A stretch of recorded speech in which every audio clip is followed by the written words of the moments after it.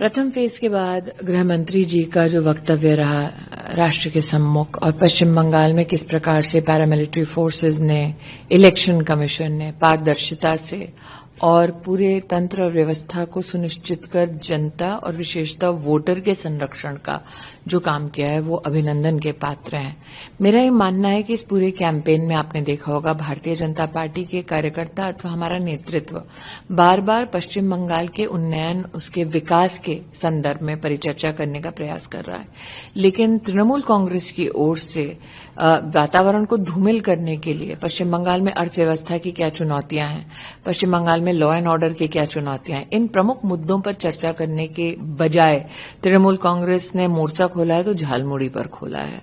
तो वो पश्चिम बंगाल के विकास को लेकर कितने सीरियस हैं इसका प्रमाण जनता को स्वयं तृणमूल का नेतृत्व दे रहा है। बात झालमुड़ी की आ गई है तो झालमुड़ी से स्टार्ट करते हैं, क्योंकि प्रधानमंत्री जी ने जब झालमुड़ी खाया तो यहां भी झाल तीखापन आ गया राजनीति में कहीं ना कहीं। टीएमसी के बातों से ऐसा लगा। वो कह रहे हैं कि प्रधानमंत्री दिखावा कर रहे हैं, लोगों से कनेक्ट कर रहे हैं। माछ भात पर बात आया, तो क्या बंगाल को हम माछ भात, झालमुड़ी इसी से डिस्क्राइब करेंगे जिस तरह से प्रधानमंत्री मोदी, गृह मंत्री अमित शाह, भारतीय जनता पार्टी का नेतृत्व और हमारे कई वरिष्ठ नेताओं ने जब जब जनता के सम्मुख इस इलेक्शन कैंपेन में अपने वक्तव्यों को रखा, विशेषतः 5-6 प्रमुख मुद्दों पर सबका ध्यान आकृष्ट किया। 2014 से लेकर 2026 तक, चाहे वो टैक्स डेवल्यूशन हो, चाहे ग्रांट्स इन एड हो, चाहे 50 साल का इंटरेस्ट फ्री लोन हो, कुल मिलाकर लगभग 10,60,000 करोड़ रुपया पश्चिम बंगाल के विकास के लिए भारत सरकार की ओर से सुनिश्चित किया गया। आज जनता के सम्मुख भारतीय जनता पार्टी के कार्यकर्ता जब इस विषय को उठाते हैं तो जनता की ओर से यह प्रश्न आता है कि अगर इतना पैसा पश्चिम बंगाल के विकास के लिए उपलब्ध कराया गया था तो वो धरातल तक क्यों नहीं पहुंचा।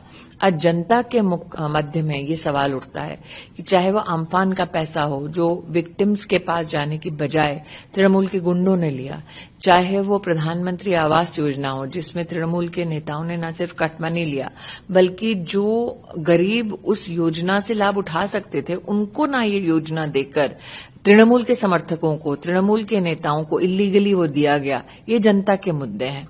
मनरेगा में भी 25 लाख फेक जॉब कार्ड्स का बनना और तृणमूल के गुंडों का उस पैसे को डिविएट करना, ये भी जनता के बीच में मुद्दे हैं।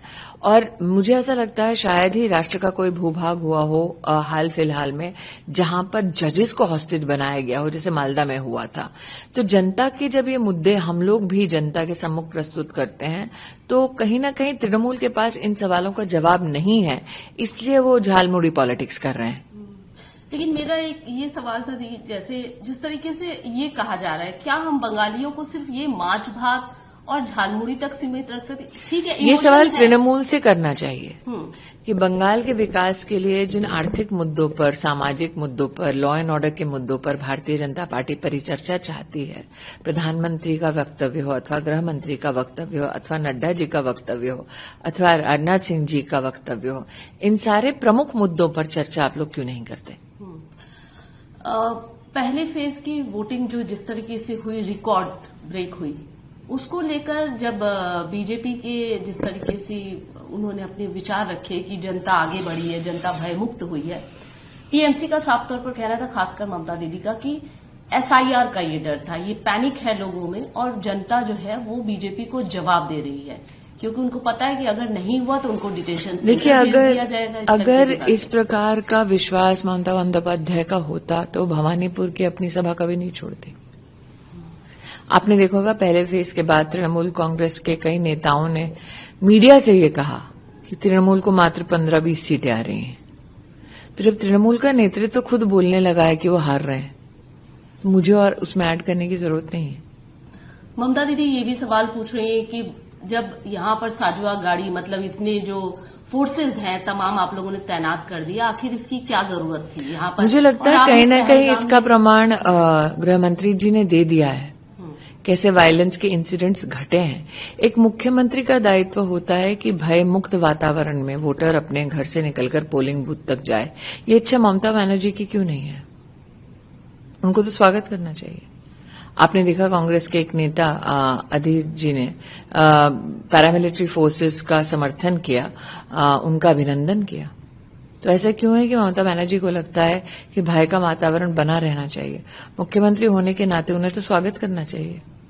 लेकिन उनका ये कहना है दिल्ली तो संभल नहीं रहा है, पहलगाम अटैक आप लोगों से संभला नहीं, तमाम स्थितियां तो आप लोग संभाल नहीं। मुझे ऐसा लगता है कि पश्चिम बंगाल के चुनाव में ममता बनर्जी के पास अपने भ्रष्टाचारी स्वरूप का कोई जवाब नहीं है।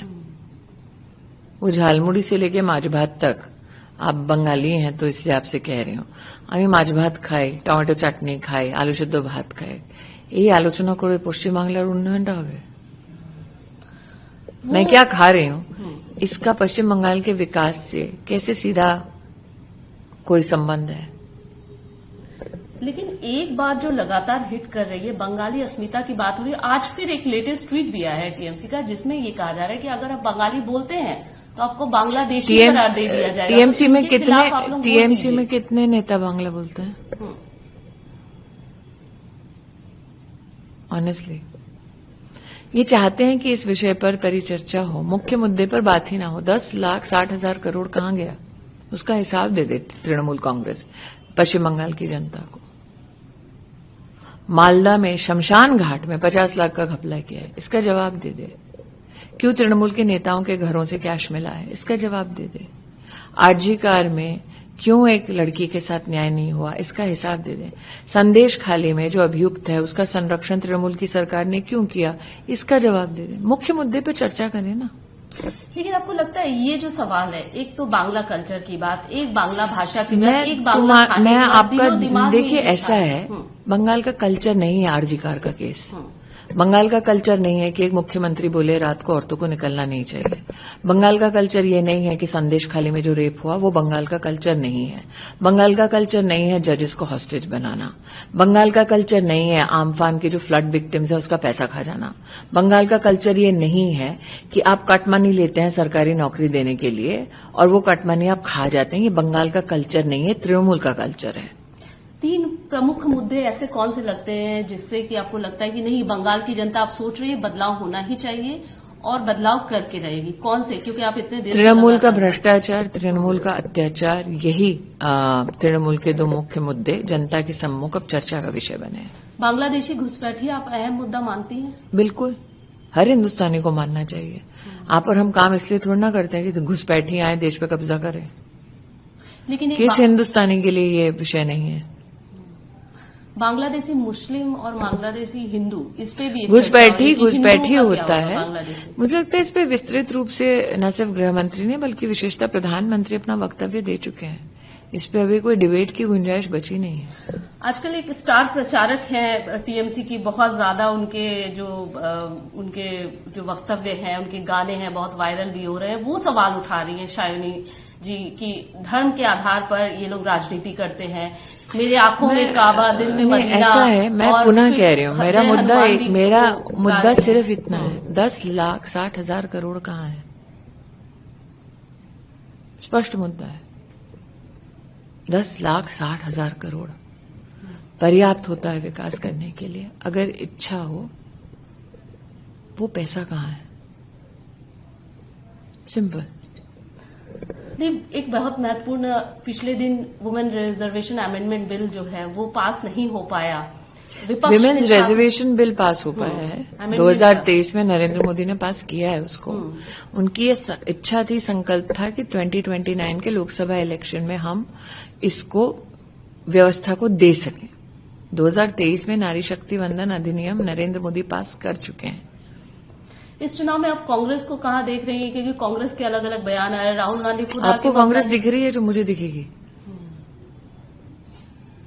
राहुल गांधी ममता जी को करप्ट कह रहे हैं, इधर एक साथ आप लोग ये सब जो इंडिया अलायंस एक साथ तो फिर तृणमूल के नेताओं को ये बताना पड़ेगा कि क्यों उनका सहयोगी दल कह रहा है कि वो भ्रष्टाचारी और अत्याचारी हैं।